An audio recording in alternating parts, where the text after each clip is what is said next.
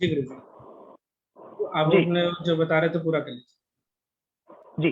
वजन बढ़ाने का ये तरीका है, जो दुबले पतले हैं वो सबसे पहले तो कई बार क्या होता है कि पेट में कीड़े हो सकते हैं। पेट में कीड़े किसके होते हैं? मुंह में से पानी आना, दांत पीसना, ये छोटी छोटी सिम्टम्स हैं जो पेट में कीड़े के हो सकते हैं। जो बच्चे को अधिकतर सबसे पहले तो पेट के कीड़े का इलाज करें। जब वो हो जाता है उसके उपरांत आपका वजन बढ़ेगा ही बढ़ेगा। आप अच्छी और बढ़िया एक्सरसाइज कीजिए। इसे वात प्रवृत्ति के लोग बोलते हैं जो दुबले पतले होते हैं। ये तो हो। दूसरा जो मोटापा होता है उसे बोलते हैं कफ प्रवृत्ति। आलसी होते हैं, जो सुस्त होते हैं, जो खाया पिया आराम से लेट गई, वो स्वाभाविक से हो जाते हैं कुछ समय। लेकिन अगर वो ज्यादातर हार्ड प्रैक्टिस थोड़ी सी करनी शुरू कर दें, इस तरह के लोगों को थोड़ा मोटिवेशन चाहिए। उनको थोड़ा मोटिवेट करते रहें, वो धीरे धीरे धीरे वो करने लग जाते हैं, तो आराम से उनका वेट टूट जाता है। उनको भूख बहुत ज्यादा लगती। इसके लिए क्या है, उनको सबसे ज्यादा रोटियां थोड़ी कम करवा दो, सब्जी की मात्रा उसकी फालतू करवा दो, नेचुरोपैथी के हिसाब से भी और आयुर्वेद के हिसाब से। वो जितनी ज्यादा और फल फ्रूट जितने खा सकते हैं खाइए, उसकी कोई मनाही नहीं है, सब्जी खाइए, लेकिन मीठा कम कर दीजिए, चावल वगैरह कम कर दीजिए। अपने आप धीरे धीरे आपका वजन घटना शुरू हो जाएगा। आप जैसे आप चाहते हो आप उसी प्रकार से आपका शरीर अच्छा हो जाएगा। ये था मोटे और पतले के लिए। हाँ जी, आगे।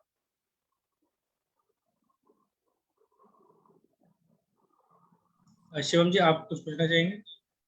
अच्छा, ठीक है। गुरु जी, एक सवाल और पूछना चाहूंगा कि कई बच्चे जो हैं वो योग से थोड़ा सा दूर रहते हैं, इस वजह से, क्योंकि है ना, थोड़ा जो नए बच्चे आते हैं वो उनको थोड़ा सा बोरियत सा लगता है। कई जगह की क्लासों में ना वो आते हैं, वो आसन प्राणायाम और प्राणायाम करना, ध्यान लगाना, क्योंकि वो चंचल स्वभाव के हैं, तो वो नहीं कर पाते। तो ऐसे बच्चों के लिए योग को कैसे और ज्यादा इंटरेस्टिंग किया जाए, जिससे कि वो ज्यादा से ज्यादा यूथ जो है वो इसमें जुड़ सके? योग क्या होता है, बच्चे बड़ा अच्छा करते हैं, वहां टीचर की कमी रह जाती है। टीचर की कमी का मतलब बच्चे खेल खेल में, इंटरटेनमेंट में सीखते हैं। उनको ना खेल में सिखाओ। खेल का मतलब जैसे बच्चों को बोल दो, देखते हैं सबसे बढ़िया आसन कौन करेगा। अब फॉर एग्जाम्पल जैसे पद्मासन ही है, सबसे पहला आसन पद्मासन लगवा रहे हैं। अब पद्मासन लगाओ बच्चों को, देखते हैं सबसे बढ़िया कौन करेगा। अब उनमें से किसी एक दो चार बच्चों को बोल दो, देखो जिसका पद्मासन लग गया फर्स्ट आ गए भी। बस बच्चा है ना, हमेशा हर चीज में फर्स्ट आने की कोशिश करता है कि आई एम बेस्ट। वो उनके लिए क्लैपिंग करवा दो, वो बड़ा खुश होते हैं। अगला देखते हैं कौन बच्चा अच्छा करेगा। अवेयरनेस बन जाती है बच्चों में, इंटरेस्ट पैदा बन जाता है। जब तक बच्चों की रोचक क्लास नहीं होगी, बच्चे कभी कर नहीं पाएंगे। प्रतियोगिता जब तक बच्चों में नहीं आएगी, आगे बढ़ नहीं पाएंगे। ये सबसे जरूरी है। इंटरेस्टिंग क्लास होनी बहुत जरूरी है बच्चों में। इंटरटेनमेंट हो, हंसी मजाक हो, बच्चों के साथ घुल जाए मिल जाए, बच्चे बन जाए। हल्का फुल्का डांटिए फटकारिए, लेकिन इस तरह से ना हो कि बच्चों को फिजिकली पनिशमेंट दी जाए। उनका पूरा मन लगाइए। टीचर उनका जब तक बच्चों का मन नहीं लगाएगा, बच्चे कर नहीं पाएंगे, वो बोर लगने लग जाता है। बोरियत मत करिए क्लास, चाहे 1 घंटा का चाहे 2 घंटा करवाइए। मेरे पास बच्चे पूरा पूरा दिन रह जाते हैं, मम्मी पापा को छोड़ के मेरे पास बैठे रहते हैं। मैं हमेशा ही कहता हूँ हमेशा पेरेंट्स को, आप बच्चे को ऐसा करो, 1 महीना धक्के से मेरे पास छोड़ दो। 1 महीने के पास इसको गर्म चिमटियां लगाने शुरू कर दो कि आपको योगा नहीं करना। वो कहेगा नहीं जी, मैं तो करूंगा तो योगा ही करूंगा और दूसरी चीज नहीं करूंगा। यानी आप इंटरेस्ट पैदा करिए, ये सबसे बड़ी चीज है। अब बच्चे बच्चे नहीं, अब बड़ों की भी बात होती है। अब बड़ों में भी इंटरेस्ट पैदा करना पड़ता है कि आप भी आराम से करो, कोई दिक्कत नहीं। आप ये कर लोगे, आप वो कर लोगे, बेस्ट कर सकते हैं। अपने बेटे से आगे निकल जाओ, बेटी से आगे निकल जाओ, कितना बढ़िया कर दिया, स्ट्रेचिंग अच्छी खोल दिया आपने, अरे कमाल कर दिया आपने। तो बच्चे भी नहीं कर सकते आपको, तो देखो इसको बच्चे को सांस चढ़ गया, आपको सांस भी नहीं चढ़ते। जो इस तरह की मोटिवेशन जब तक हम नहीं करेंगे, होता क्या है कि हम अपने लिए सबसे बड़ी चीज कहते हैं ना कि झूठ बेशक बोल दो अपने लिए। कहते हैं कि 100 झूठ बोल दोगे ना, तो एक व्यक्ति को ना वो हमेशा उसको झूठ ही लगेगी। अगर आप सच है ना जो जिसकी, और सच को आना बेशक उसको झूठ लगती है, और सच बोलते रहो। अब बेशक काला दिखती है उसको, नहीं सुंदर लग रहा है, सुंदर लग रहा है, सुंदर लग रहा है।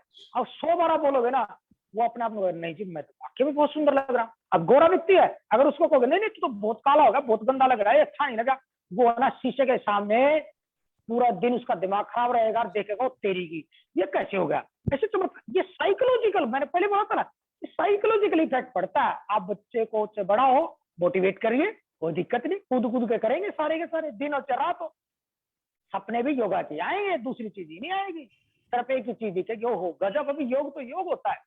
वो पीछे पीछे दौड़ेंगे, वाकई में करना चाहिए। इसलिए योग को क्या हो रहा है कि पैसे की तरफ ज्यादा जा रहे लोग, इंटरेस्ट पैदा नहीं करे, उसको रुचिकर नहीं बना रहे। जब तक रुचि करना हो ना, आनंद ही नहीं आएगा उसमें, कोई नहीं पीछे दौड़ेगा। छोड़ो ना, बोर है, क्या है, दर्द होता रहता है, पेन होता है, पेन का भी आनंद लो। पेन जैसे दर्द होता है ना, कि भी देखो शरीर, उनको ये चीज सिखाओ, अरे दर्द तो होगा, दर्द से जीना सीखो। क्या नहीं दर्द होता है, उठोगे बैठोगे हर तरह से दर्द, दर्द का आनंद लो। मजा कैसे आता है, आनंद।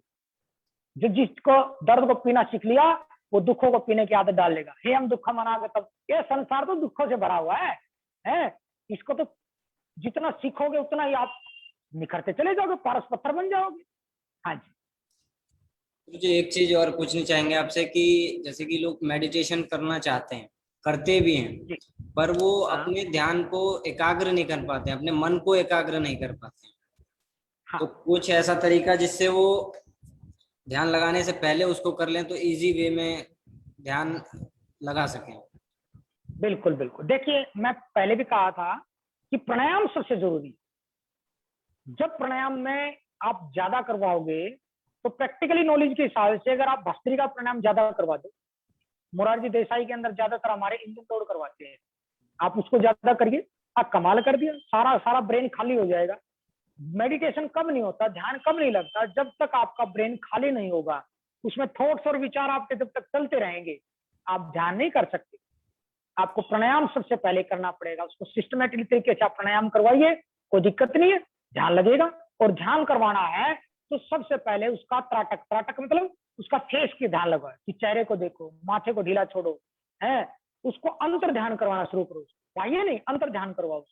माथे को देखो, अपने आंखों के पुतले को ढीला छोड़ो, माथे को ढीला छोड़ो, होठों को ढीला छोड़ो, नाक को देखो, देखो अपने फेस को देखते रहो, लंबी गहरी सांसों को देखो, फिर चेस्ट ब्रीदिंग करवाओ उसको। योगिक श्वसन बोलते हैं इसको, चेस्ट ब्रीदिंग को।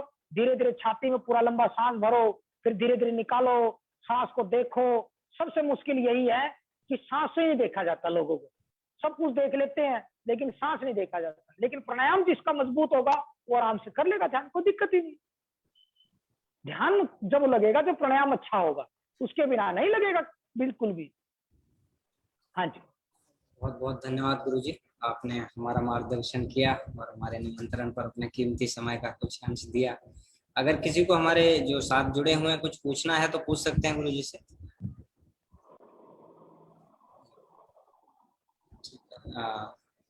सर सोनी मंडल जी हैं, आप कैमरा ऑन कीजिए प्लीज। कोई नहीं जी, सोनी जी बताइए। सर मैं ये पूछना चाहती हूँ कि ज्यादातर तो लोग बाग योगा करते हैं, वो सुबह के लिए करते हैं, मतलब ज्यादातर लोग सुबह ही करते हैं। तो इसके पीछे कोई रीजन है कि सुबह सुबह हमें अच्छी वाइब्स मिलती है या कुछ, तो मुझे इसको जानना है। जी देखिए, आयुर्वेद के अंदर भी कहा गया है, वैसे तो हमारे वैदिक संस्कृति के अंदर हमेशा कहा गया है कि प्रातःकालीन जो होता है उसे ब्रह्म मुहूर्त कहा गया है। ब्रह्म का मतलब क्या है कि 2 बजे से लेकर, यानी 2-2:30 बजे से लेकर के सुबह के, और सुबह के ठीक 5 बजे तक, कम से कम 5 बजे तक, इसे कहते हैं कि ऑक्सीजन का लेवल, ये भी साइंटिफिक प्रूफ किया गया है कि सबसे ज्यादा ऑक्सीजन का लेवल होता है इस टाइम पे। सूरज निकलने से पहले अगर आप योग आसन या कोई भी बढ़िया दंड बैठक, कोई भी आप बाहरी व्यायाम करो, तो ये सबसे इसलिए कहा गया कि सुबह करने से ऑक्सीजन का लेवल ज्यादा होता है और हमारे शरीर को ऑक्सीजन ज्यादा चाहिए, इसलिए हम सुबह ज्यादा करते हैं। इसे ब्रह्म मुहूर्त कहा गया, यानी सुबह हमें अच्छा करना चाहिए और शरीर पर प्रतिकूल प्रभाव पड़ता है सुबह करने से। हाँ जी, और पूछिए क्या पूछना चाहते हैं। सर आज मैं मतलब जिन्हें भी योगा कराते हैं, मेरे में ज्यादातर गर्ल्स को, तो वो मतलब जो फेस के लिए ही पूछती है, तो ऐसा कुछ है जो हमारे जिसके फेस पे पिंपल्स हो जाते हैं, झुर्रियां पड़ जाती है, डार्क सर्कल्स वगैरह, उन्हें हम योग के माध्यम से कैसे दूर कर सकते हैं? हाँ देखिए, ये जो पिंपल्स निकलते हैं, नई पीढ़ी होती है, नौजवान बच्चे होते हैं, हार्मोन्स बोलते हैं इसको। जब हार्मोन्स चेंज होते हैं तो बच्चे के ये फेस के ऊपर आने शुरू हो जाते हैं, हल्के हल्के दाने से फेस पे आते हैं। उसके लिए क्या है कि सर्वांग आसन कहा, जो सबसे ज्यादा अच्छा होता है जो चेहरे के लिए, शीर्षासन है, सर्वांग आसन है, ये इसको आप ज्यादा करिए। जो चेहरे के ऊपर आपकी फुंसियां होती हैं, और बार बार चेहरे को जरूर धोइए। और दूसरा, खान पान का ध्यान रखिए, गर्म चीजें बिल्कुल नहीं खानी है, लाल मिर्ची है या पराठे हैं, तली हुई चीजें हैं, उनको अवॉइड करिए। और जो सात्विक भोजन जो जल्दी पचता है, डाइजेस्ट होता है, आप वो भोजन खाइए। आजकल बच्चे घी और तोरी का नाम लेते तो उल्टियां गिर जाती है, बताओ। ये चीजें जल्दी डाइजेस्ट होती है, यानी सब्जी हमारे 2 घंटे में डाइजेस्ट हो जाती है, और रोटी 17 घंटे लेती है पचने के अंदर, और मैदा 1 हफ्ता भी ले सकता है, 10 दिन भी ले सकता है, महीना भी ले सकता है, साल भी ले सकता है। यानी कि नौजवानों को, नई पीढ़ी को, इन बच्चों को जो जल्दी खाना पचेगा वो आराम से उसका पेट ठीक रहेगा। जब आंतों में गर्मी बनेगी तो चेहरे के ऊपर सीधी सी है वो आपके चेहरे पे फुंसियां होंगी होंगी। तो चेहरे को रिलैक्स करना, बढ़िया करना, और पानी की मात्रा ज्यादा करिए, पानी ज्यादा पीना है, और बार बार चेहरे को धोते रहिए। हाँ जी, और बोलिए, पूछो सोनी जी, और क्या पूछना चाहते हैं? नहीं सर, बहुत बहुत धन्यवाद। और किसी का कोई क्वेश्चन? आप धन्यवाद के साथ कर दीजिए आपसे। गुरु जी का आपका बहुत बहुत धन्यवाद, आपने हमारा निमंत्रण स्वीकार किया और आपने ये सेशन बहुत ही ज़्यादा लाभकारी रहा। अभी तक हमने जितने सेशन किए उसमें ये बहुत ही ज़्यादा प्रैक्टिकल था। आपने सारे जितने भी हमारे क्वेश्चंस थे आपने उसके जवाब भी दिए, और जो मन में जो भी शंकाएं आई हमारे व्यूअर्स के, आपने उनका भी जवाब दिया। और मुझे एक छोटा सा विषय और रह गया चलती चलती बात पे, छोटा सा विषय है, क्षमा चाहूंगा बीच में टोकने के लिए। बिल्कुल बिल्कुल जी। देखिए, आज के टाइम में कुछ अब नॉर्मल बच्चे होते हैं, आजकल मेरी रिसर्च चल रही है सबसे ज्यादा, क्योंकि अलग अलग बीमारी पे मेरी रिसर्च चलती है हर साल। तो अब 2-3 साल से मैं लगातार अब नॉर्मल जो बच्चे होते हैं, जो आपके आस में पड़ोस में जितने भी बच्चे हैं अब नॉर्मल जो होते हैं, कोई बड़ी बात नहीं कि देखो वो 100% तो ठीक हो नहीं सकते हैं, लेकिन 100 में से अगर वो 99% अगर ठीक हो जाए तो इससे बढ़िया कोई दूसरी बात हो नहीं सकती है। तो अब नॉर्मल बच्चे भी योगासन से बहुत जल्दी ठीक हो सकते हैं, अगर सही और अच्छा उन बच्चों को प्यार से किया करवाया जाए। जितने भी अगर कोई भी योग साधक अगर सुन रहा है या योगा टीचर है, तो उन बच्चों को प्यार से हैंडल करिए, कोई दिक्कत नहीं है। आप करके देखिए, जितना आनंद उन बच्चों में आता है आपको दूसरे नॉर्मल बच्चों में कभी नहीं आएगा। भगवान का दूसरा रूप होते हैं अब नॉर्मल बच्चे, उनमें बड़ा एक सुकून मिलेगा आपको। उनकी हरकतें देखो, हंसने का, बोलने का, वो है ना बिल्कुल दिल के साफ होते हैं, उनके अंदर कोई छल कपट नहीं होता है। कभी उनके साथ बैठ करके सुकून से, जब आपका दिमाग खराब हो और या टेंशन बन जाए, कभी हाथ पकड़ के उस बच्चे के पास बैठना, आपको देखना कितना सुकून मिलेगा। हाँ जी, सौरभ जी। जी बहुत बहुत धन्यवाद गुरु जी। उम्मीद करते हैं कि आगे भी जो है जब भी कभी इस तरीके के कार्यक्रम हम करेंगे तो आप हमारा इसी प्रकार मार्गदर्शन करेंगे। तो सभी साथियों से निवेदन है कि कल फिर दोबारा से 8 बजे आप सभी जुड़े।